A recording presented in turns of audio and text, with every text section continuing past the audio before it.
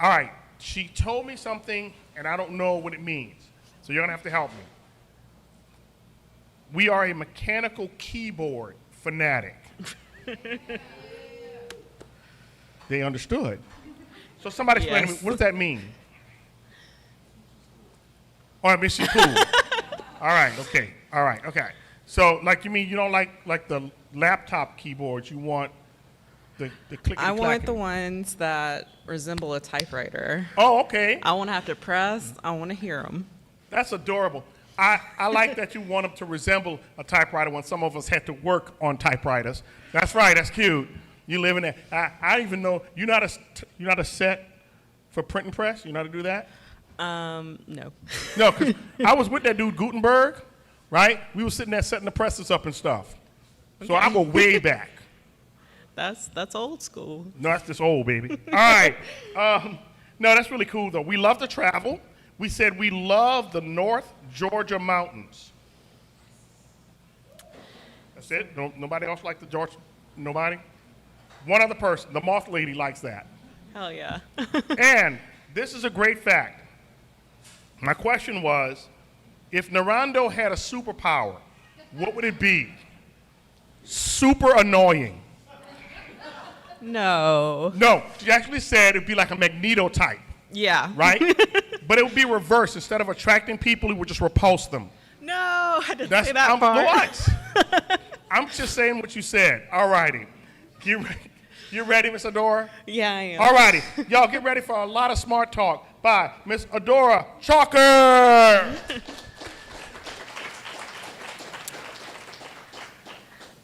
Hey, everybody. I'm Audora.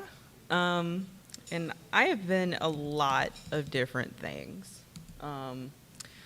And yeah, so I've been through the ringer with the lexicon. But to be serious, I worked on the front end web for about 7 years.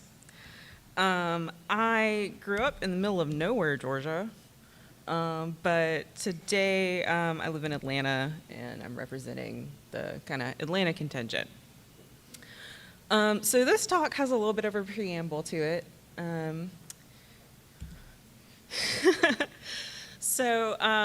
This is not meant to be antagonistic, I promise. You'll see what I mean by this in just a moment. So a couple months ago, I went to my first conference after, all this AI stuff has entered our world. And it was one of those things where you couldn't help but go through the schedule and notice, which talks had AI, which talks didn't. And again, it wasn't a kind of antagonistic thing. It was more just kind of naturally recognizing that and categorizing them. But something in particular stood out to me about a lot of the non-AI talks. A lot of them were very old school. And what I mean by old school is the old web, the web that made a lot of us want to become technologists to begin with. We are truly the most unproblematic tech CEO. I couldn't help but wonder, is there more to this than just nostalgia? And just a little bit about me. I'm a history nerd. My degree is actually in history. Shout out to all the other liberal arts background technologists there are. And I was like, oh, this is kind of our typical historical inflection point. There have been many. There will be many more. Good example, here's a Luddite who have kind of been done dirty by time. And historians agree these days that they were a lot less anti-technology and a lot more anti-automation stealing their jobs. But the point I'm trying to make is when we have these historical inflection periods, when something changes in society or even in our personal lives, good, bad, or neutral, it causes a lot of reflection. So it totally makes sense that we are trying to kind of resurrect the spirit of the old web to some degree. This is not, sorry, this is not a new phenomenon. A lot of people have been banging this drum about making the web more democratized and more personal for a very long time. RIP glitch. But there's now kind of a sense of urgency about it. People are seeing how far we've come and thinking, man, we really lost a lot. And one thing I really would want to say that we should revive, and the vibe coders are actually onto this, is fun. Even though it wasn't the greatest experience, we still had multimedia. That was really fun. And it wasn't just limited to the web, right? I'm aging myself with the IRC window, but yeah, hell, even our malware was fun back in the old days. So I thought to myself, I said, do I have fun in my technology and what I do every day? You know, how have I incorporated it in my life? And I landed on a very unlikely place, my work laptop. So here is happy little screens. And when I got to poking around my development environment I had set up on my work laptop, I realized that a lot of the customization I had done to it was literally just for delight. And so here today to kind of talk to y'all about that. So why am I advocating putting it into your development environment? Whether that be personal or professional. Frequency. We often don't really have a lot of chances to add fun to the work we do every day. Sure, every once in a while, you might make, very delightful interaction, a really fun, documentation tutorial. You might get to add, some emojis to that run script that everybody uses with their tooling. But it's not an everyday thing. I also want to advocate this because of availability. Side projects are great, they're wonderful, but they require time, and time is a privilege. We already had some great talks about how to manage that, get some of your motivation back, but when it comes to, you're working anyway, why not make it fun? But why should I? It's work. Well, the world is especially stressful right now, and that's a huge understatement. Also, even if the world were great, as technologists, burnout haunts us all. And this is not to say that fun stuff like what I'm about to show you can stop it, but it might put it off a little bit longer. And yeah, those are just two of the many reasons that we really need to dig deep and look for joy wherever we can find it these days.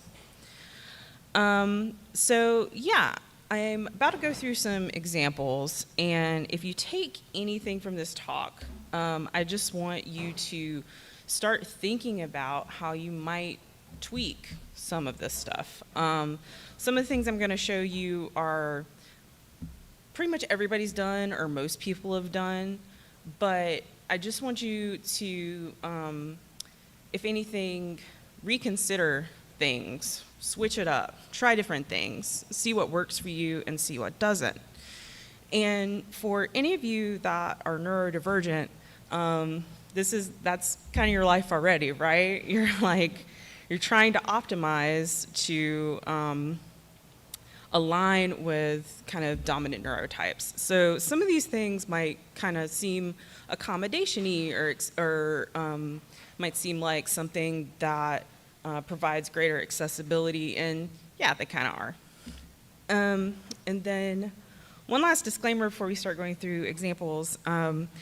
This is a bit VS Code skewed with some of the extensions, and it is a little Windows skewed because, side note, I'm a unicorn. I did not use a Mac personally or professionally until last month for anything. And yes, it did suck to work on Windows there for a good while. So yeah, all right. We're gonna start at the base, the humble wallpaper. So back in the olden times, I wasn't really a fan of these like very basic tiled wallpapers, but I love them now. And the reason why is I'm a front-end dev. Very often, color is a part of my gig. I'm checking colors for accessibility contrast. I'm looking at Figma mocks. I'm, doing color tokens and CSS. I don't want a lot going on in the background. So simple wallpapers like this help me kind of stay focused on the content and kind of give it a more neutral background to work off of. And so something as simple as a wallpaper, think about how it might affect you and your work.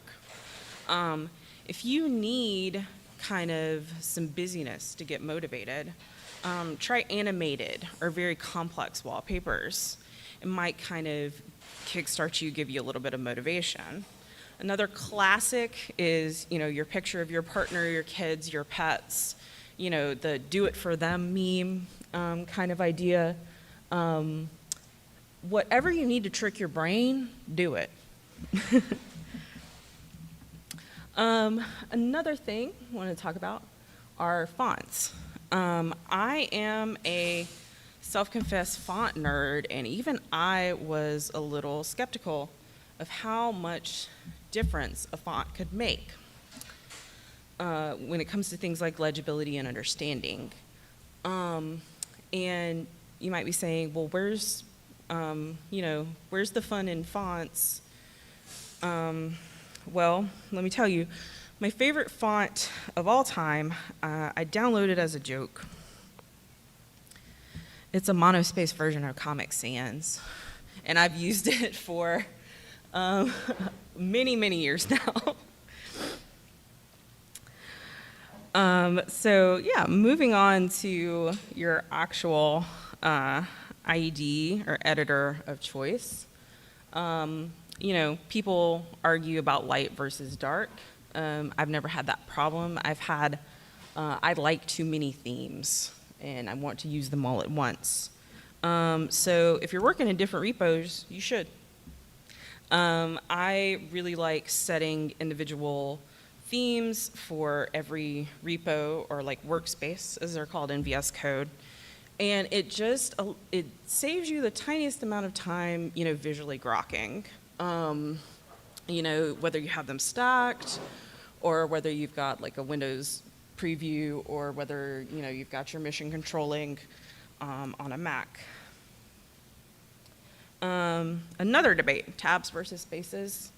Make them rainbows. Doesn't matter, just make them rainbows. Last thing I want to say is syntax themes and what they highlight. You can get really scientific with those. You often forget to put params, you forget to do type definitions.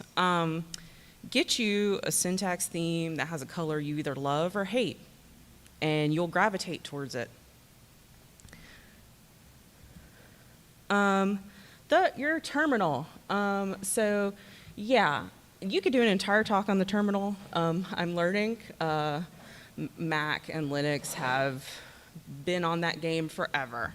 So I'm not going to attempt it, but one trick I will throw out there to y'all is a fun alias file. Have a big, hearty alias file. Just make sure it's stuff you know by heart. And these are actual examples from my alias file at work. Go, go, go is npm run dev.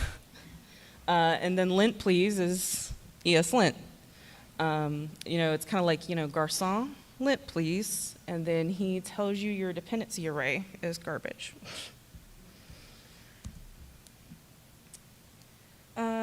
Last thing are some extensions, and these really get at your emotions.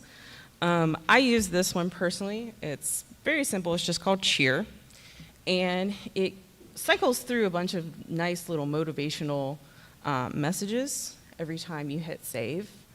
If you're having a particularly bad day, this bad boy punches above his weight.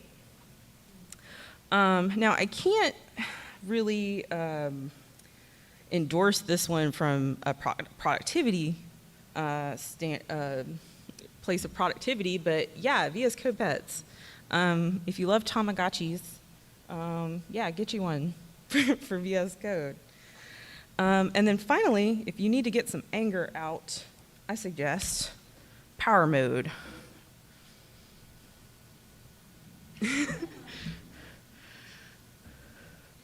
So, yeah. But yeah, that is it for me and my suggestions. Thank you so much. This is my first time speaking at a conference. Yeah, thanks, guys. And yeah, there is a QR code that'll link you to all my slides and socials if you're interested. And yeah, thank y'all again for having me here. Amazing.